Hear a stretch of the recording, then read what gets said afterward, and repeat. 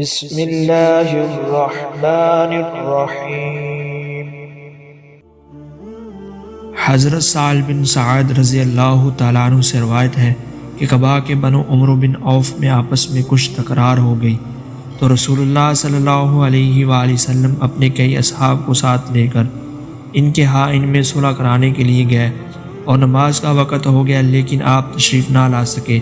چنانچہ حضرت بلال رضی اللہ تعالیٰ عنہ نے آگے بڑھ کر اذان دی۔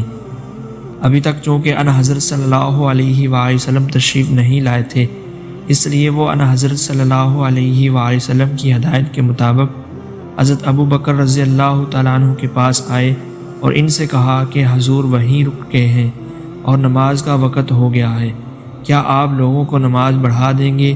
انہوں نے کہا کہ ہاں اگر تم چاہو۔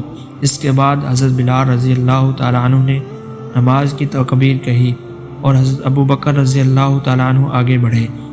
نماز کے درمیان نبی کریم صلی اللہ علیہ وآلہ وسلم صفوں کے درمیان سے گزرتے ہوئے پہلی صف میں آ پہنچے۔ لوگ بار بار ہاتھ پر ہاتھ مارنے لگے مگر حضرت ابو بکر رضی اللہ تعالیٰ عنہ نماز میں کسی دوسری طرف متوجہ نہیں ہوتے تھے، مگر جب بار بار ایسا ہوا تو آپ متوجہ ہوئے اور معلوم کیا کہ رسول اللہ صلی اللہ علیہ وآلہ وسلم آپ کے پیچھے ہیں۔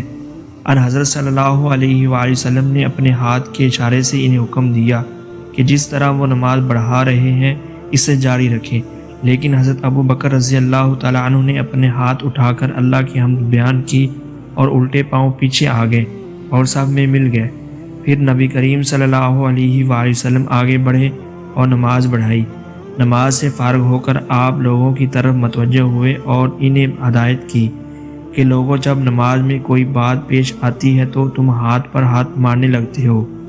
ہاتھ پر ہاتھ مارنا عورتوں کے لیے ہے، مردوں کو جس کی نماز میں کوئی بات پیش آئے تو اسے سبحان اللہ کہنا چاہیے، کیونکہ یہ لفظ جو بھی سنے گا وہ متوجہ ہو جائے گا۔ اے ابو بکر، جب میں نے اشارہ بھی کر دیا تھا تو پھر آپ لوگوں کو نماز کیوں نہیں بڑھاتے رہے؟ انہوں نے عرض کیا ابو قحافہ کے بیٹے کے لیے یہ بات مناسب نہ تھی کہ وہ رسول اللہ صلی اللہ علیہ وآلہ وسلم کے ہوتے ہوئے نماز بڑھائیں۔